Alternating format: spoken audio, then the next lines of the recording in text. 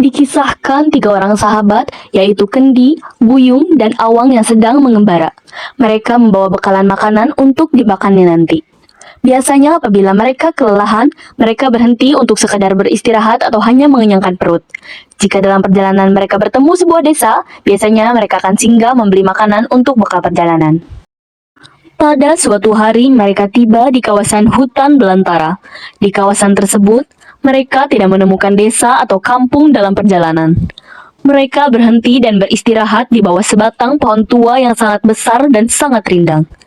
Perbekalan makanan mereka sudah habis tak tersisa, dan ketiga sahabat itu mulai kelaparan. Hei, jika ada nasi yang sebanyak kawah pun, aku akan menghabiskannya seorang diri. Keluh Kendi. Jika aku kelaparan seperti ini, ayam panggang 10 ekor pun akan aku habiskan. Kata Buyung. Kalian tidak boleh berlaku tamak dan membuat seperti itu. Aku pun juga kelaparan. Bagiku, nasi sepiring pun sudah cukup untuk mengatasi kelaparan ini. Kata Awang. Kendi dan Buyung tertawa mendengar kata-kata yang diucapkan Awang barusan. Hanya dengan nasi sepiring saja, bagaimana bisa perutmu itu kenyang? Padahal kau juga merasakan kelaparan yang sama seperti yang kami derita. Dari kejauhan, ternyata bualan mereka didengar oleh pohon tua besar itu. Setelah mendengar keluhan ketiga pengembara tersebut, pohon yang merasa kasihan terhadap mereka itu lalu menggugurkan 3 helai daun miliknya.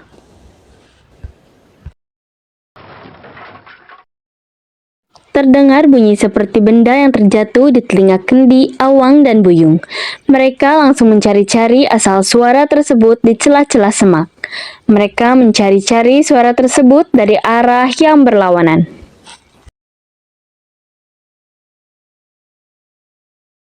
Wah, ada nasi sekawah.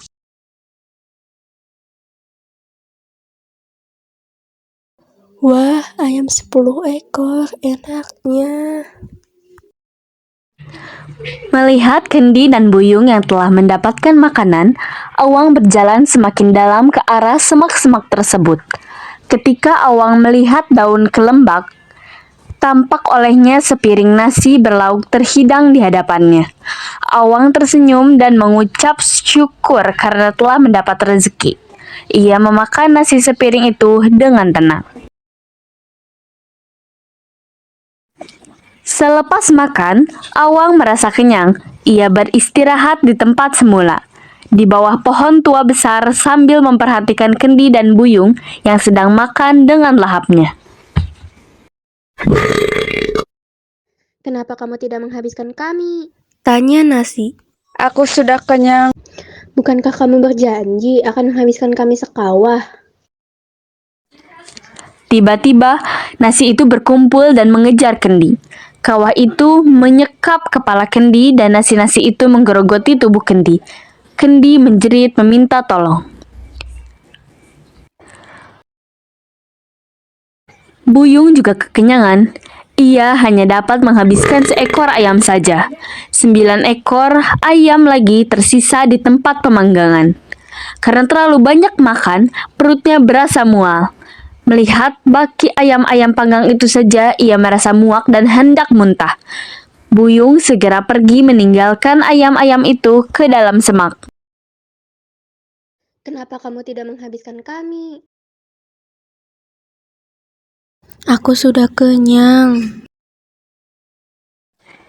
Tiba-tiba muncul 9 ekor ayam jantan dari celah-celah semak-semak di tempat itu. Mereka berlari ke arah Buyung. Ayam-ayam itu mematuk dan mengoyak tubuh Buyung. Buyung melompat-lompat sambil minta tolong. Awang bagaikan bermimpi melihat teman-temannya. Kendi terpekik dan terlolong. Buyung melompat-lompat dan berguling-guling di atas tanah. Awang tidak dapat berbuat apa-apa. Ia seperti terpukau melihat kejadian itu. Akhirnya Kendi dan Buyung mati. Tinggallah Awang seorang diri. Ia meneruskan semua perjalanannya. Namun, sebelum berangkat, Awang mengambil sepiring nasi yang telah habis. Sebutir pun tidak menyisa di dalam piring itu. Pinggan ini akan mengingatkanku supaya tidak berlaku sombong dan tamak. Makan itu secukupnya, jangan berlebihan agar tidak membazir.